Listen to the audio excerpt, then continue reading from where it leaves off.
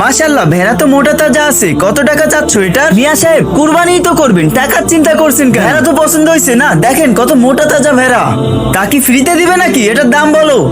৮০,০০০ টাকা দিয়ে কিনছিলাম মিয়া সাহেব, ৮০,০০০ টাকাই দিয়ে দিন। ৮০,০০০? মিয়া, আল্লাহকে একটু ভয় করো। ৮০,০০০? আরে ভাই সাহেব, ভেড়ার স্বাস্থ্যটা দেখুন আর গোস্ত দেখুন, না হলে বাজারে তো শুটকো শুটকো ভেড়াও ঘুরতেছে।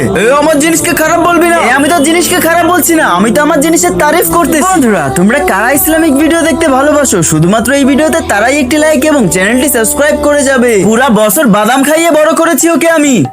দেখ ভাই, সকাল ধরে হাটে ঘুরতেছি, তাও এত গরমে কোনো ব্যাপারী তার মালের একটা জায়েজ রেটই বলে না। আমরা দেওয়ার জন্য তৈরি আছি ভাই সাহেব। ৮০,০০০ টাকা এত বড় রেটও না। দাও আর নিয়ে যাও। ভাই, আমি এটা ৭০,০০০ টাকা দিতে পারি। ৭০,০০০? মাত্র ৭০,০০০? নাও দাও।